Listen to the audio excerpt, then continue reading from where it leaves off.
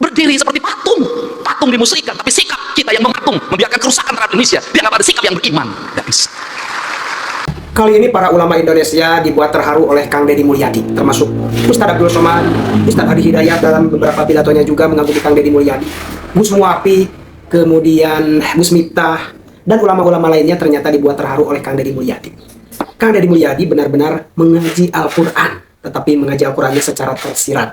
Yang mana apa yang beliau katakan sangat-sangat menyadarkan kita akan suatu ayat-ayat Al-Quran yang tersirat, yang perlu kita rawat dengan penuh kasih sayang. Ya. Ini semakin menarik saja. Agar tidak penasaran, mari kita tonton dulu pada video berikut ini. Check it out. Ritualitas kita sudah sangat taat orang Indonesia terhadap ritualitas. Umroh ngantri, haji ngantri. Luar biasa ritualitas kita. Masjid terbangun di mana-mana dengan indah. Tetapi ada dua hal yang hilang tercerabut dalam tradisi agama kita adalah kita mencintai Tuhan tapi lupa terhadap hukum Tuhan. Hukum Tuhan yang benar, yang tidak perlu ditafsirkan, yang tidak melahirkan mazhab, yang tidak melahirkan kelompok, yang tidak melahirkan ormas adalah hukum alam. Sehingga seorang nasionalis dia akan menangis ketika hutannya dibabat. Seorang nasionalis dia akan menangis ketika hulu-hulu sungainya diuruk. Seorang nasionalis dia akan menangis ketika mata airnya makin mengering. Kalau kita mengaku mencintai NKRI, mengaku menjadi nasionalis, membiarkan hutan dibabat, membiarkan sungai diuruk, membiarkan laut diuruk, dan membiarkan mata air mengering, saya katakan Anda pembohong dan Anda tidak mencintai Indonesia. Saya secara pribadi hari ini anak-anak muda Kak Warnas mulai posting di media sosial, mereka menggugat, Pak. Apa yang mereka gugat? Belanda menjajah Indonesia 350 tahun, gunung masih utuh, samudra masih terbentang luas, sungai-sungai jernih, dia meninggalkan perkebunan yang terhampar, bangunan-bangunan yang indah, gedung-gedung yang kokoh, jalan-jalan yang kuat, jembatan kereta api yang kokoh. Indonesia merdeka 80 tahun. Gunung gundul, sungai keruh, hutan menggunung, bangunan-bangunan hampir tidak ada yang berkualitas, jalan-jalan mudah rusak, jembatan mudah roboh. Pertanyaannya adalah siapa yang penjajah itu?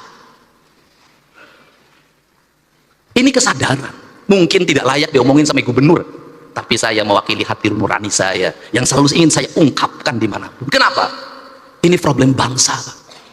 Dan kebiasaan kita ini adalah ketika bencana kita ribut melakukan perbaikan, tapi nanti ketika sudah musim kemarau lagi lupa lagi, berbuat lagi.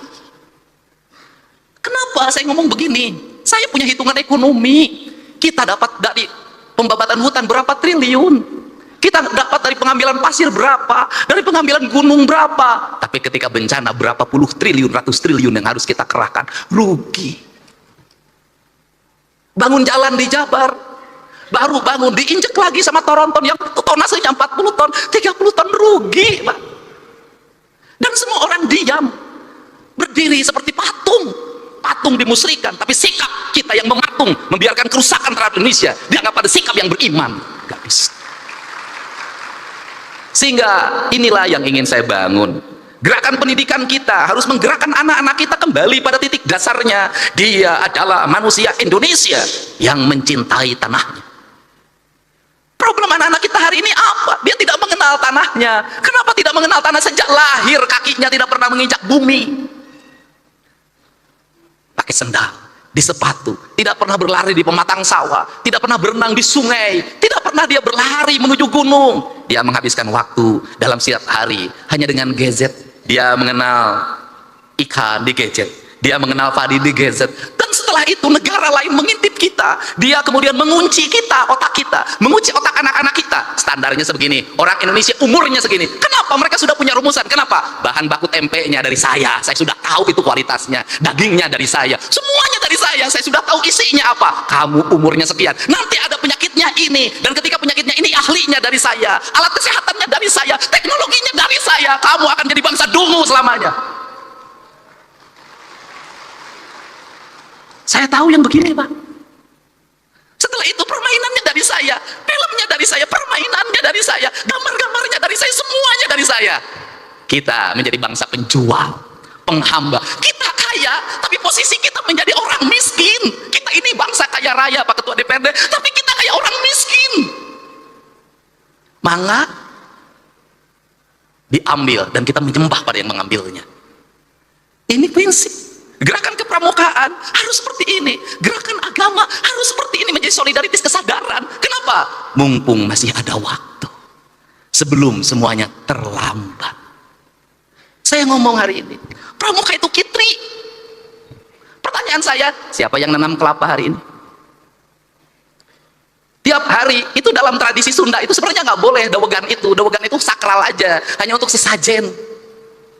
Itu nggak boleh. Kenapa? Itu pantangan pamali. Saya tahu kalau yang mudanya diambil terus, yang tuanya tidak akan lahir. Akhirnya kita hari ini harga yang mahal kelapa, karena bijinya juga diperlukan untuk industri biskuit di Cina. Barang yang murah, kita ini tiap hari ngomong nanam nggak ada. Maka pemerintah Provinsi Jawa Barat tahun ini itu membuat sebuah kewajiban, seluruh bantaran sungai setelah dinormalisasi, setelah rumah-rumah kumuhnya dibongkar, maka harus tanamin pohon kelapa sepanjangnya. Saya tiap hari nanam pohon kelapa. Kenapa? Ini pohon yang paling kokoh. Kemudian nanti itu apa yang dilahirkan dari pohon kelapa itu? Minyak. Dulu kita di mana di Jawa Barat penghasil minyak terbaik? Ciamis. Minyak keletik. Saya tahu betul pada saat minyak keletik dikonsumsi oleh kita, dikembangkan pikiran bahwa minyak keletik itu mengandung kadar kolesterol tinggi, berbahaya bagi kesehatan. Terus itu. Yang baik itu adalah minyak sawit. Sekarang dibalik lagi, yang terbaik itu adalah minyak kelitik. Barat itu begitu. Kamu ketinggalan. Yang bagus ini. Saya katakan, saya bertemu dengan orang-orang yang pinter. Dia ketawa. Apa itu? Kalian itu menuju ke tempat saya pergi. Kenapa? Kita ngikuti peradabannya orang lain sudah meninggalkan peradaban itu, dia menuju ke peradaban kita. Makanya saya berulang-ulang, kenapa saya mulai dari isu Sunda? Kenapa? Karena orang Jawa Barat itu Sunda, tadi diceritakan, pada saat Nabi Muhammad lahir, kita sudah ada Salakan Negara, sudah ada Taruman Negara, sudah ada Galuh. Artinya apa? Pada saat orang lain jahiliyah, kita ini sudah berperadaban. Dari sisi sebagai bangsa, saya sangat bangga sekali pada saat Nabi Muhammad diutus untuk mencerahkan pikirannya orang Jazirah Arab. Orang Sunda sudah punya kerajaan, orang Sunda sudah punya peradaban, orang Sunda sudah punya sistem, dan hidupnya tidak pernah berperang dan berbunuh-bunuhan.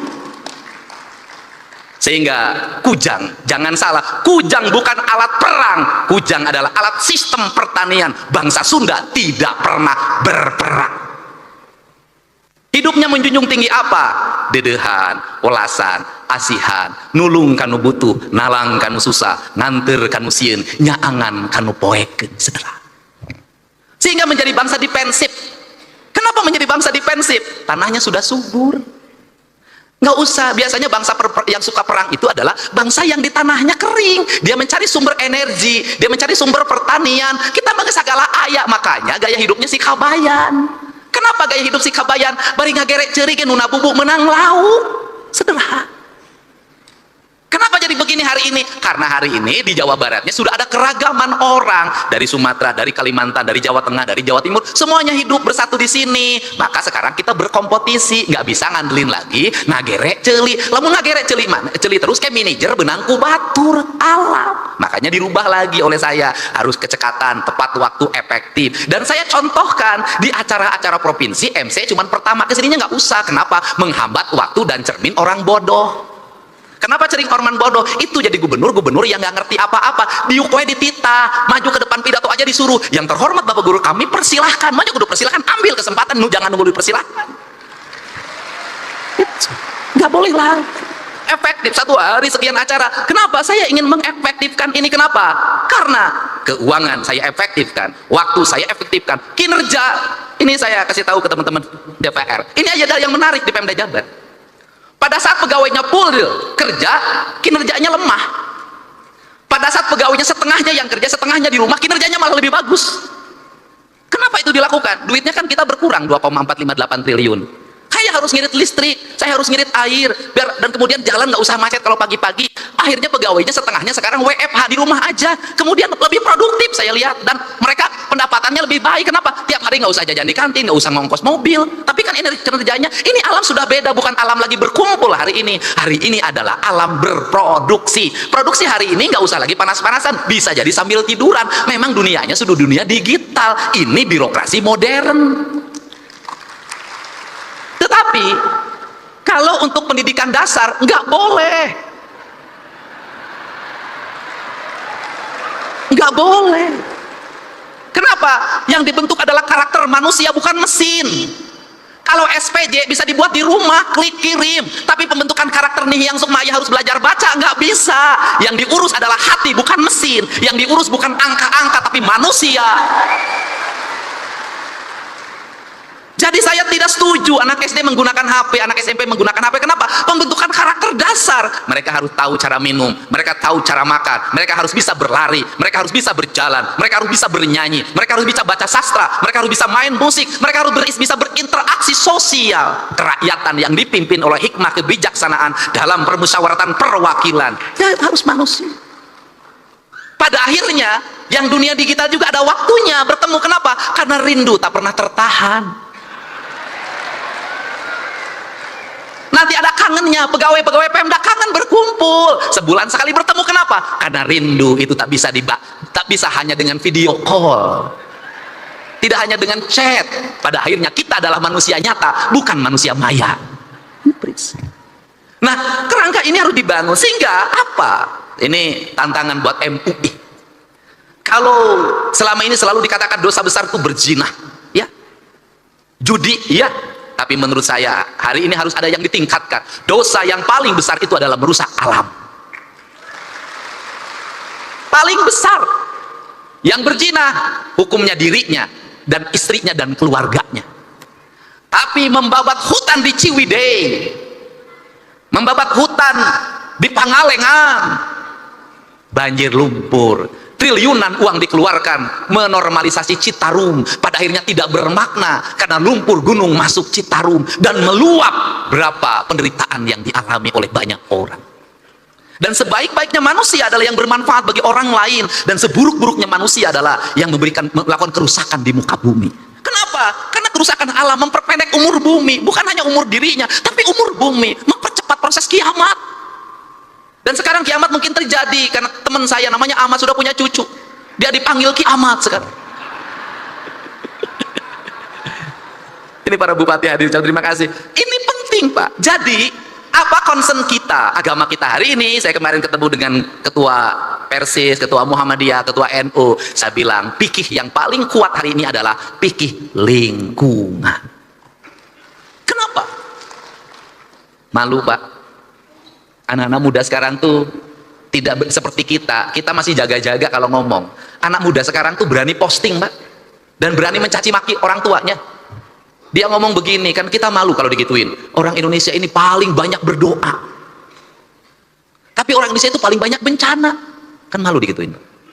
Orang Indonesia itu paling banyak berdoa, tapi paling banyak orang yang sengsara.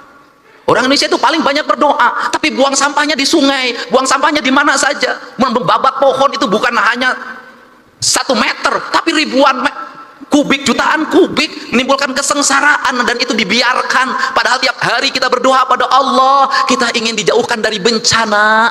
Kita tiap hari berdoa pada Allah, ingin dijauhkan dari bencana. Tapi menurut saya doa ini tidak akan bermakna kalau yang menjadi penyebab bencana terus dilakukan tanpa henti. Kita bicara hakikat, tapi syariatnya tetap terjadi kerusakan, tak ada makna.